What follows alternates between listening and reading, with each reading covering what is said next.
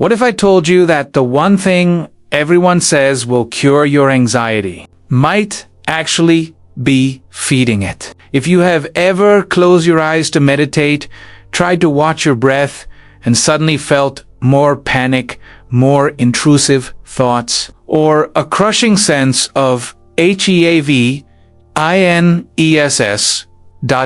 I need you to listen very carefully. You are not broken. You aren't bad at meditating. You are experiencing a documented scientific phenomenon that the wellness industry refuses to talk about. Today, we are exposing the dark side of mindfulness, explaining why silence can trigger trauma, and most importantly, I'm going to show you the somatic tools you should use instead to actually heal. Let's dive in. Welcome back to the channel. I'm Dr. Sight, and here we decode your health, one fact at a time. We live in a world that sells mindfulness. We are told that if we are stressed, depressed, or traumatized, we just need to sit on a cushion, close our eyes, and breathe. And if it doesn't work, we assume it's our fault. We think, my brain is too loud, or I'm just too damaged. But here is the advanced psychology the gurus miss. For people with a history of trauma, high anxiety, or dissociation, forced stillness can actually trigger the nervous system into a state of terror. It's called trauma-sensitive mindfulness. And today, we are going to fix your relationship with your own mind. If you want health advice based on biology, not just trends, make sure to hit that subscribe button. Now, let's look at the logic behind why meditation fails. Let's start with the biology, because this is where the massive misunderstanding happens. We tend to think of the brain as a computer. If we just shut down the programs, stop thinking, the fans should stop spinning, we should relax. But your body is not a computer. It is a survival machine. We need to talk about polyvagal theory. Most people think stress is a toggle switch, on or off. But it's actually a ladder. Top of the ladder, you are safe, social, and connected. Ventral vagal. Middle of the ladder, danger, fight or flight. Sympathetic. Bottom of the ladder, life threat. Shut down, freeze, collapse. Dorsal vagal. Here is the critical part. When you have chronic anxiety or unprocessed trauma, your system is stuck in that middle zone, fight or flight. You are essentially a car revving its engine in neutral. Now, what does traditional meditation ask you to do? It asks you to sit still to a hyper-aroused nervous system. Immobilization without safety mimics the freeze response the state an animal enters right before it's eaten, by forcing your body to be still when your chemistry is screaming run. You aren't relaxing, you are triggering a terror response. You are trapping the energy inside. This is why you might feel your heart pound harder the quieter you get. Your body thinks the predator is right behind you. There's another mechanism at play here called interoception. This is your ability to feel what is happening inside your body, your heartbeat, your stomach, your breath. Meditation is essentially training for high-level interoception. Think of your mind like a snow globe. When you are busy working, scrolling TikTok, talking to friends, you are shaking the globe. The snow, your trauma, worries, and fears is swirling around, but it's blurred. You can't see the individual flakes. When you meditate, you stop shaking the globe. You put it down on the table. What happens?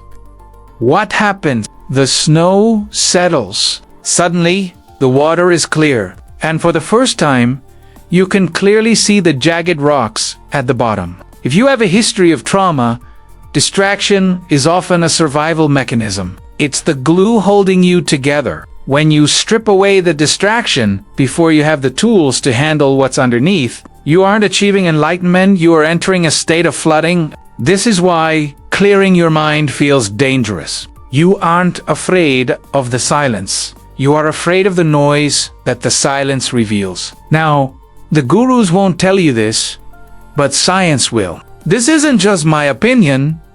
We need to look at the groundbreaking work coming out of Brown University, specifically the varieties of contemplative experience, study led by Dr. Willoughby Britton. They interviewed dedicated meditators and Buddhist teachers. They found that over 50% of them had experienced at least one adverse effect: panic attacks, dissociation, feeling detached from reality, loss of emotion, blunting, visual hallucinations. In historical Buddhist texts, this was known. It was sometimes called Zen sickness or falling into the pit of the void. It was understood that deep introspection is surgery for the mind, and you don't perform surgery without prep work and anesthesia. Yet, modern wellness apps hand you a scalpel meditation and say, "Go ahead, cut open your psyche alone in your bedroom." It is irresponsible. So, if we don't just sit and breathe, what do? We use a concept from somatic therapy called titration. Titration means taking a tiny drop of the difficult experience, processing it, and then retreating to safety. We don't dive into the deep end. We deep ato. We do this through a technique called imagine a pendulum. Swinging dot. Step 1. Focus on an area of your body that feels good or neutral. Maybe your hands, your big toe, or just the feeling of the chair supporting your back. This is your resource or anchor. Step 2. Briefly shift attention to the area of tension, the chest tightness, the anxiety. Touch it with your mind for just 5 seconds. Step 3. Swing back to the neutral anchor immediately. You are teaching your nervous system that you can visit the stress and return from it. You are building a bridge, not a dam. If you try to meditate and feel panic, stop. Open your eyes. Look around the room. Name 3 red objects. This is calle d'orienting. It brings your brain back to the external environment, confirming physical safety. To wrap this logic up, here is your new protocol if traditional meditation fails you. Primera kalel. This Tiao Sadin approach, burn the adrenaline first.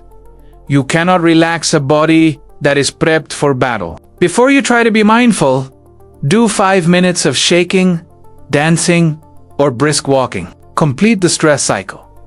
External anchors. Use gaze and meditation.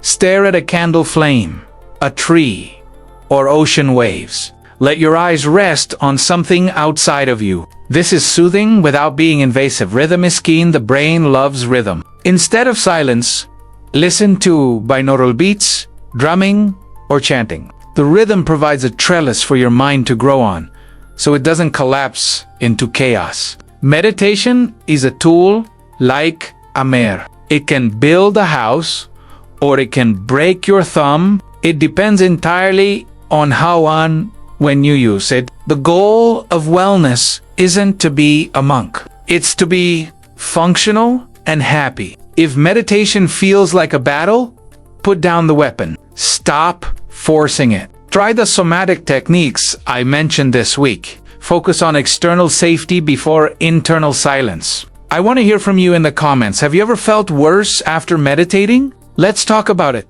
down below. If this video validated your experience, please hit that like button so YouTube shows this to others who are struggling in silence. I'm Dr. Sight. This is Wellness Wave, and I'll see you in the next one.